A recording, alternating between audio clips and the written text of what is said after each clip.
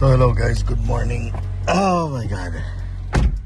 So it's a Sunday and I decided to vlog because I haven't vlogged since I went to Japan, guys. So I didn't vlog in Japan and I wanted to, guys, pero so sobrang busy. I was with my girlfriend's family, Andrea's family, and I just didn't have time to vlog. So this is the only time, but I did get some clips, guys, of certain cars na sana we had in the Philippines.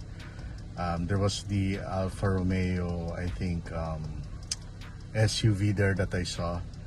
I think we have a, I don't know if it's the official distributor dito in Petronas. But I'm not sure, guys. Correct me if I'm wrong, but sana we had that. And of course, yung bagong Prius, the new Crown, Velfire, kasi I was taking a lot of Uber in Osaka and also in Fukuoka, and always Velfire. So that's like the, I think it would be the cheaper version of, not in the aircon, the cheaper version of the Alphard. Almost the same itsura, even the size. So yan. Tapos ang daming mga, of course, yung taxi ng Japan. Of course, if you've been to Japan, guys, you'd know yung classic Toyota Crown. I think that's like 80s or early 90s na Crown, or late 80s or early 90s na Toyota Crown na ginagawa na yung taxi na sobrang, it looks new. I mean, they really take care of their cars. And I wish they had those mint condition type of cars, kasi I remember I did sell my friend's Toyota Crown that was a 1989 all white manual. It was a 6-cylinder, drove well, guys, though yung binenta ko walang aircon kasi they had to, I think they had to replace the compressor and stuff like that. But the ride, the way it drove, it was pretty good for, you know, an old car, diba? Late 80s car. But yeah, I wish I did vlog and just show you guys more of the cars that I wish we had. But I'm in love with the new Prius, guys. Sobrang gustong gusto ko yung Prius na bago. Sana dumating sa Philippines. Because it's a hybrid and we're already in this day and age where ang daming hybrid cars in the Philippines and also EV. And by the way, guys, dagdag ko na rin, I did go to Tesla. I'll put some clips of the Tesla vehicle, so the Tesla Y and the Tesla Model 3, so the normal and the performance one. And I'm eyeing a Tesla to replace this. So I'm sorry, I'll replace this, the Ranger, guys, for a Tesla. And you're gonna ask why bago pa yung actually bago pa nga, 2023. I think this one is around 6,000 kilometers. But guys, I'm planning to have a family soon, and I wanted to get a car that's easy for Andrea to drive at the same time. I didn't want to put gas anymore, and I just want to see the experience of having an EV in the Philippines. Kasi in where I live naman, there are superchargers of Tesla already nearby my place, so hindi ako mahirapan to charge. And realistically naman, I'm not gonna charge every day. Siguro once a week lang, baka once every 2 weeks ako mag-charge, guys. Kasi city driving lang naman ako. And if we go far like Baguio, there is charging stations in Shell, which is along the going to Baguio, yung rotonda doon. And of course, Baguio itself, there's in SM, there's in Camp John A. So hindi tayo mahirapan. And of course, being a Tesla, it will basically show you where the charging stations are. And it looks good, guys. The price point of Tesla in the Philippines is sweet. Sweet, when I say sweet, kasi mas mura pa yung Tesla Y. I'm talking about the starting price. Then, let's say, Hyundai Santa Fe na bago. Parang ganon. Of course, the Santa Fe is a bigger car, obviously. Naturally aspirated. But this one's an EV car, Tesla. And I've ridden a lot of Teslas in Tokyo.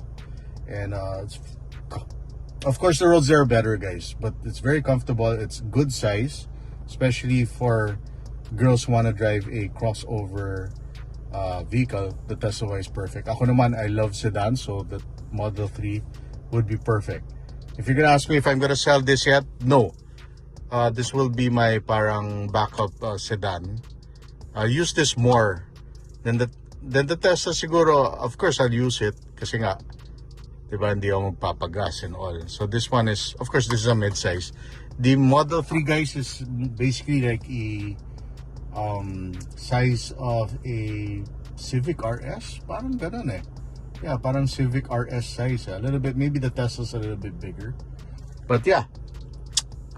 Don't ask me what Tesla 3 model I'll get. I really want the performance. Tignan natin, guys. Of course, that price point's way higher than the normal. It's around 900,000 more than the normal free short range rear wheel drive. Pero yung all wheel drive nila is yun nga, goes up in price. Depende pa on the paint, guys. Ang paint ng Tesla, white is free. Everything else, there's a cost. So ang pinakamahal is the red, which is quite expensive, guys. But yeah. Anyway, with this car, guys, update. There is 12,000, a little over 12,000 kilometers. So since I have had the car for a couple of months now, the only thing I changed, guys, is the tires and the car battery. Even though hindi pa namatay yung car battery, I didn't want to take the risk. So I just bought a new car battery. Everything else is good. Lakas pa rin na aircon, wala namang problema. This is a 4-year-old car, and I don't think anything will happen, you know, anything major will happen. I just changed oil, of course. Filters, palit. That's it. This drives like a new car, guys. To be honest with you, if you're looking for second-hand sedan, this is a good deal. Kasi from a little over 2 million brand new back in 2020, ngayon you could get it for like, I saw 2019 for like 1.150 or 1.250. Parang ganon, guys. Puti in Alabang. So, ang daming good deals na yun. And low mileage, guys. I think the other one was 30 plus. But this one, I'm just lucky. I got it from a first owner, not buy and sell. Yan, ito pala, pinalit ko yung radio. But yeah, I love this car. I just love the roominess of the back of this vehicle. And yeah, I wanna keep it for a while. Sulitin ko naman yung mileage nito kasi yung ibang kotse hindi ko nasusulit, guys. From the Mazda to the Civic RS, I think the Civic RS when I saw this 2,000. The Mazda 3, 1,000 kilometers. The Terra, I think, was around 3,000 kilometers. The Ford Ranger Sport was around 2,000 also. So I wanna, yeah, use ito at least like almost 6,000 kilometers na yung Ranger Wildtrak. So anyways, I'm just gonna buy something, drive it sa labas ng village, then we'll pick it up from there. So see you in a bit.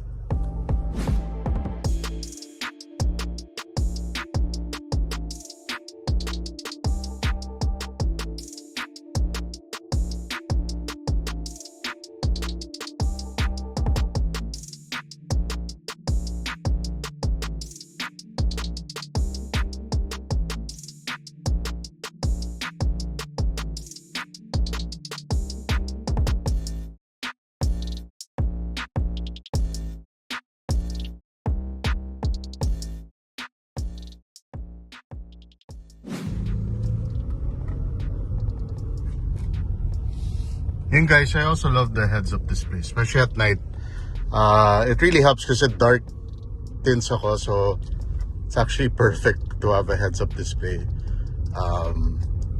Kasi mas mahirap to drive pag, of course, darker tints. But I might make this into medium tint next year na. Kasi medyo hirap ako at night to drive. I got the car like that na, so, but I didn't have time to replace because I have RFID both here, actually, see. So what I'll do is siguro I'll do a cutout and yeah, put medium tints para just to be safe lang on the road. Kasi it's hard to drive it at night talaga.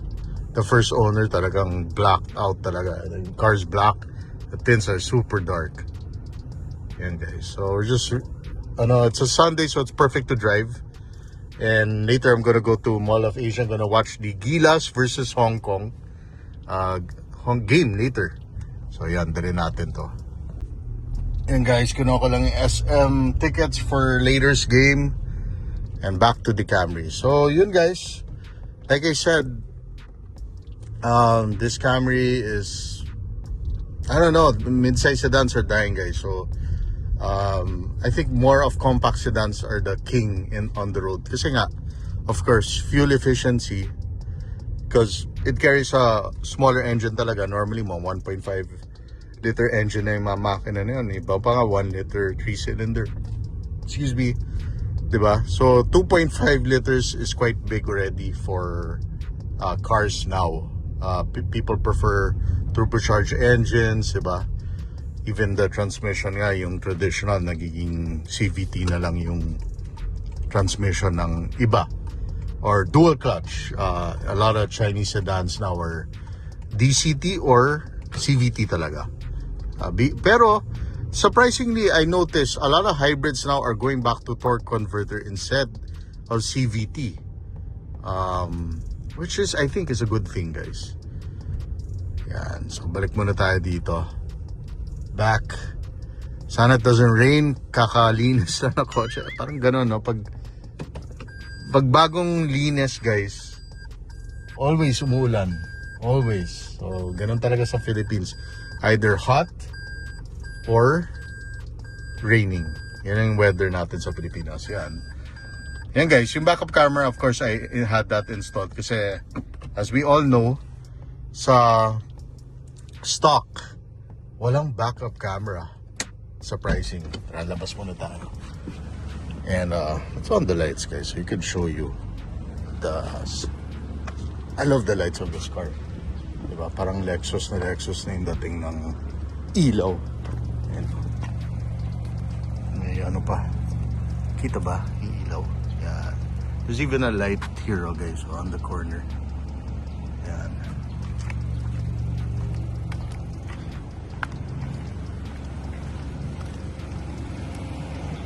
I hit something kanina, guys. Some plastic. Always sa ilalim, pero mukhang okay naman. Yan guys, so yung LED, I think the G variant guys doesn't come with DRLs. Correct me if I'm wrong pero alam ko LED bulbs na rin siya. Pero medyo iba yung ilaw niya compared to this. Pero the G guys, the G variant, halos pareho lang naman eh. Wala naman masyadong difference. I think the big difference lang the G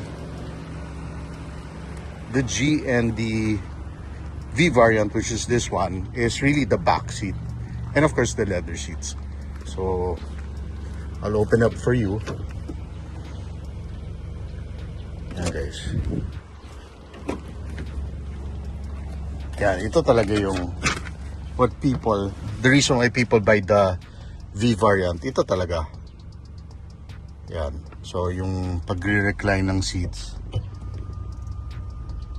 diba? Laking bagay rin eh, actually guys, pag long trips, diba? And even the aircon. But of course the G has aircon. Wala lang to, walang leather, wala ring switches, wala to. So ito yung malaking bagay talaga. And that's why people love the Camry, is because of this. And the automatic sunshade. So pag press mo, yan o, diba? How many cars at this price point have that? So sobrang konti. Diba? Kasi tinanggal na nila yung Accord guys. Diba yung Accord, wala na. Nissan doesn't have a mid-size sedan. And the funny thing, there's not a lot of, even the Chinese companies, they don't have mid-size sedans. BYD has, it's more of a sports sedan. It's not comfort oriented. So, the BYD Seal something, I forgot. Not 5 kasi yun yung smaller one. They have 2, the Han I think it's called. I don't know if that's considered a luxury sedan or a sports sedan, but yeah, ito talaga eh, yung Camry, of course the Lexus ES, also good proposition at second hand guys. Mga 2020 model, you could get it for less than 2M. Imagine, Lexus ES 350 V6 for less than 2 million. That car was 4+ million brand new. And normally naman, ang bumibili ng Camry or Lexus ES, normally driver driven, or kung meron naman driver, maingat naman siya. Because you don't drive this fast. Hindi siya mabilisan. So this is my sitting position. Tignan mo how much space I have. Diba? Ang dami pang, yun ya. You have your sunshade pa here at the side, which I never use. But it's nice to have, right? Especially kung hindi masyado dark yung tints mo, guys. Sulit na sulit to. Yan, bababa mo lang. Diba? Automatic windows. Which I never sit at the back, guys. Ako talaga, I'm planning in the near future to maybe get a driver. Para paminsan-minsan naman I can enjoy the back seat of my own car. And just sit back and relax sa likod. Kasi it's really built for that. I mean, you could drive this car. Definitely this Camry XV70 drives a little bit tighter than the older models. I think the 40 is the most comfortable in my 30 and 40 are the most comfortable Camrys in terms of ride. The 50 and this 70 are more, well, yeah, the 70 is the more lighter because of course the electronic power steering. I think, yeah, the 50 also had electronic power steering. But yeah, in terms of tight, you know, that how it drives a little bit more nimble, yung 50 at saka 70. Pero 50 ang maganda kasi V6 yung dati ko nakuha. Ito 4-cylinder na lang. I wish it had a V6 but wala to magagawa, guys. But it's not a naman super big factor to me because how many times are you gonna drive fast in this car? Kahit in this country, diba, in Manila, kasi traffic naman lagi. Even if T-Plex ka naman, there's also speed limits, diba? So you can't really go 200 kilometers per hour. Mahuli ka. I think the safest nga is like 120 to 130, 140 siguro, like really sagad na yan sa T-Plex. Unless you go really fast, I don't know, baka mahuli ka, guys, you let me know. Hindi pa naman ako nag-160. I think the most I did, this is way back, when I had the BM, the 330i, I did 180 sa SCTX, and luckily hindi ako nahuli. But I was anticipating mahuli ako. That was on a Sunday, early morning, so we were around 6 in the morning, so there was no traffic at all. It was a Sunday, and yun. But anyway, I love, yeah, of course, like all, you know, aircon sa likod, may charging ports. Ito naman dinagdag ko yung floor mats, rubber floor mats. And I might next year put 19-inch rims kasi I saw it online. Forged rims, ang guwapo. Bagay na bagay sa 19. I had 20s before in my XV40. Kayang-kaya, walang problema. But pag humahataw ka, and if there's konting parang unevenness sa side yung rim sa fender, so kailangan mo i-fender roll. Pero 19s I think kasyang-kasya, walang problema with this car. So yun, guys, this is the Camry 2020 update, and I'll add some clips us going to Mall of Asia later. I'm gonna bring this car sa Mall of Asia. Manonood tayo ng Gilas versus Hong Kong, and I'm sure Gilas will win naman kasi we won against New Zealand. But by the time I put up this post, tapos na yung game na yan, diba? Maybe a couple of days after. But yeah, I hope you guys enjoyed the vlog. I hope you guys can get a Camry yourself and really enjoy this. This is a family car, guys. It's a family sedan, comfortable, reliable. There's a lot of parts. Maporma na rin, guys, sa Camry. Kasi Camrys are not really known to be sporty or maporma. But for me, this one is. This is, you know, it's pretty modern. The latest one is even more, you know, sportier, more, you know, update.